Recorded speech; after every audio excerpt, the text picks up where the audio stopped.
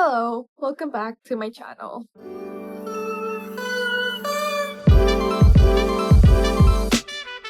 This video, I want to be talking about setting goals for 2026. I was supposed to film this video on either January 1st or January 2nd. However, I got really sick on the last day of the year. And today's the first day I felt good enough to actually sit down and talk to my camera.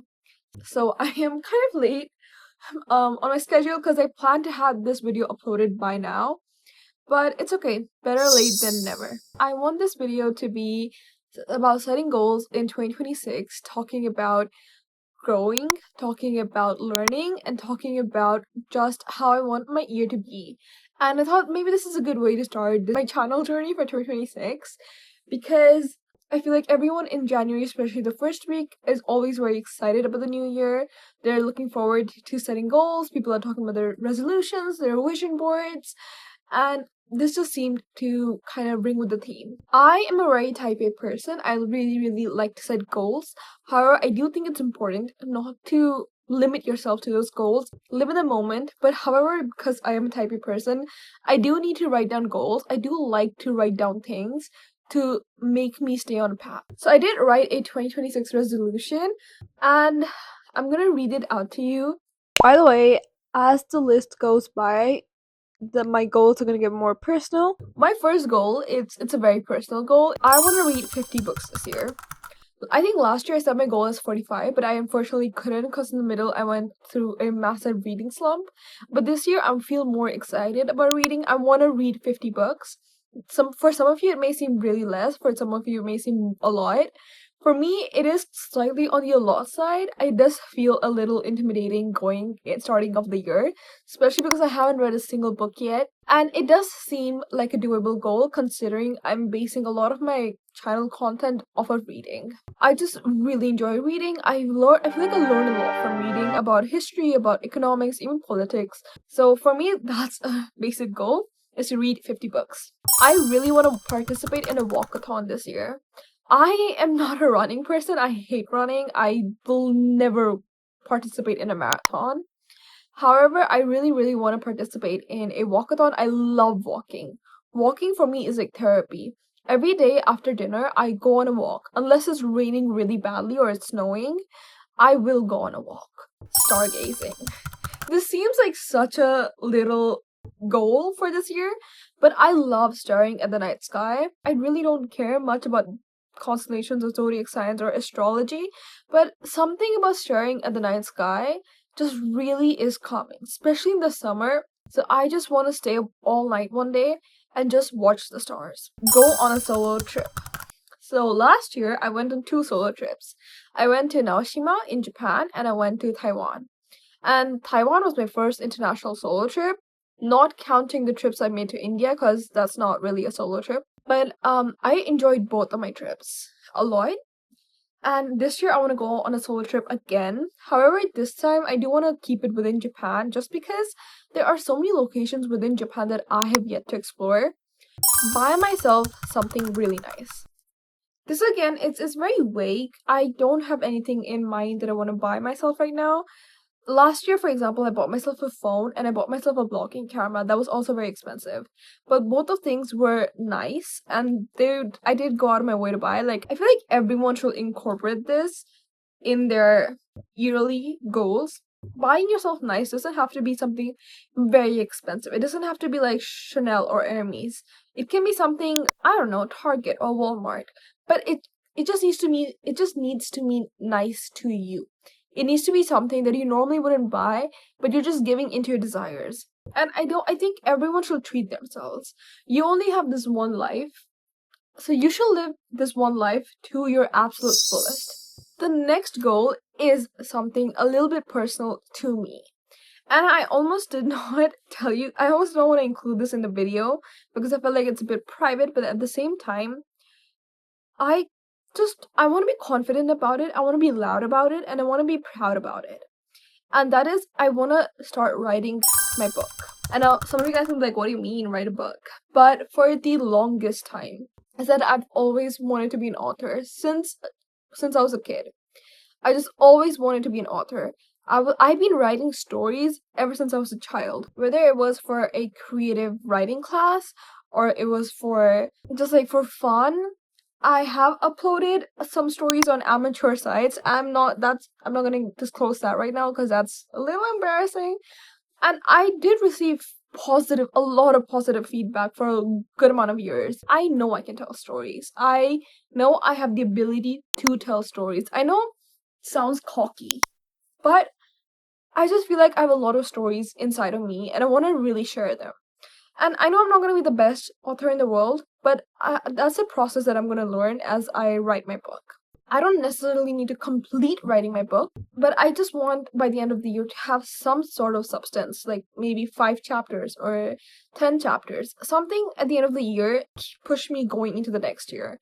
I think all of my close friends, my parents, I think everyone knows how badly I wanting to be an author.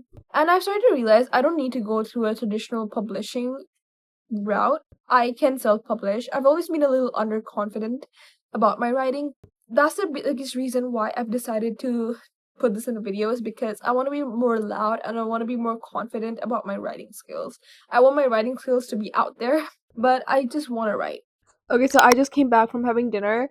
I was in the middle of recording. My mom called me for dinner, so I had dinner and now I'm back. So if you guys think there's a change in the energy or the way I'm talking, it's just because I've lost my momentum.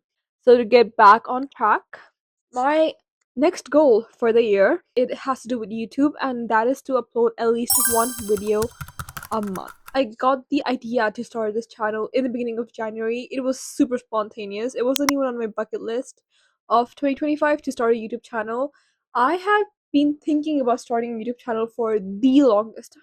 For literally the longest time, but I just needed that little push to send me over the edge and actually do it. I was just very nervous about putting my face out there. I was very nervous about, I don't know, like random people on the internet watching me. But at the same time, I just really, really wanted to do it. And last year, I was with my friends for lunch and I was just talking about it. And I realized I just have so many thoughts on this, on pop culture in general, like so many ridiculous amount of thoughts. We just started brainstorming my channel names and Chai with Manya came up. And that night I went back home. I turned on my camera, my phone.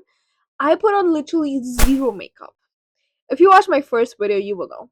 Zero makeup, the video quality was shitty, and I just uploaded it. However, I will say this, the last year I felt like I kind of went through a roller coaster in like trying to figure out what kind of content I want to put out. I do enjoy making vlogs. I do enjoy filming vlogs and editing vlogs. However, I do feel like I get more engagement when I sit down and talk. I have a lot to offer more this way because my life honestly is not as interesting to make vlogs about it. The reason why I want to say that I want to upload one video a month is because as a very very small content creator, like I'm very tiny, literally. I don't even have 50 subscribers. So if you're watching this and you're not subscribed, please subscribe. As a really really really really tiny content creator, when you don't get engagement on your videos, it is very discouraging after a while. I think everyone knows in the beginning you're not going to get engagement. Even if I'm not like 100,000 followers, even if I'm not 1,000 followers, I want to push myself and I want to continue to grow and I want to continue to like push myself on this platform to grow more and be better at myself. And I do think I can generate engagement and I can generate interest in my channel. I just need to get better at editing. I just need to learn to get better at editing. I just need to make it more engaging really. And so that is one of my goals is to upload at least a video a month. If you've watched till this far and if you're watching this right now and you're not subscribed, please subscribe. It's not gonna hurt you. You just need to click that subscribe button. And if you know me personally, if you've talked to me, if you've met me personally, and you're watching this, then you should have already subscribed by now. Like, what are you doing? Just subscribe. If you're doing something, if you're starting a YouTube channel, if you're trying to be an Instagram influencer, if you're trying to be a TikTok influencer, if you're trying to do anything on social media, don't be shy about it. Like, don't be underconfident about it. Even if your content is not like the best content in the world, even if you only have 10 followers, you should be confident about yourself. Because one thing that I've learned last year is that people love confidence more than anything else. People follow confidence. If you radiate confidence, people are going to want to be interested in you. Why limit yourself when you can push the limits instead? Bro, that was an amazing quote. Why limit yourself when you can push the limits? Try 3 new things, at least 3. When I mean 3 new things, I want to try things that I've never done before, that's not already written on this list, and maybe things that I normally wouldn't have done in the past. Things, it can be something I like, it can be something I kind of am not that interested in, but I want to try 3 new things that I think would make a positive impact in my life. Life is all about learning, life is all about growing. And if you don't try new things, if you don't challenge yourself every year, how are you going to grow and how are you going to learn? How are you going to know that this is what I'm good at and this is what I'm bad at? How are you going to push yourself to your limit if you don't try new things, if you don't challenge yourself? I used to be so restrictive and so like I used to limit myself to things that I know I'm good at and only at what I'm good at. And I realized that that eventually was making me miserable. Like why have I already decided that I am bad at it? Why don't I try it? And then if I'm bad at it, I'm bad at it. But at least I won't have that regret that didn't try it. This year I want to try at least 3 new things, push myself out of my comfort box. And my last goal of this year, and this I think is a goal that everyone should have as a goal this year, including all of you guys that are watching, is embracing myself. This is the perfect way to tie up all of the goals that I've had written down this year. And I think if you've watched this video till this far, you've kind of probably picked up on this, but a lot of my goals this year is built on improving myself, growing myself, learning about new things about myself. And that is because I want to truly embrace myself this year. But I am very introverted, I am very shy. I think in real life, if you meet me, I don't speak much. Unless you're my really good friend, then I talk nonstop. I feel like I care too much about how people perceive me and how people see me. And honestly, in a way, that is a good thing. I feel like everyone should care about how you're perceived in public because you don't want to be a nuisance. But there are limits to how much that awareness goes, because I feel like I was so hyper aware that in a way I limited myself from doing so many things. I was so hesitant, so scared, so fearful of just trying new things, of living my life, because I would just care too much about what will people say. And I am done living that life. I've kind of learned that, especially the second half of last year, that I need to stop caring about what people think about me. People who talk are always going to talk shit. They're going to find one thing to talk bad about you one way or another. I don't want to live my life on what people's expectations of me are. I want to live my life of what my expectations of myself are. I am working towards that by including the fact that I want to write a book and I want to be an author so badly in this video. That is embracing myself. And that's because I am proud of the fact that I can write. Even if I'm underconfident, it's fine. I'm gonna build myself and I'm gonna get there one day. This list is it's not very a strict list. If I don't finish any of these goals, it's not gonna be the end of the world.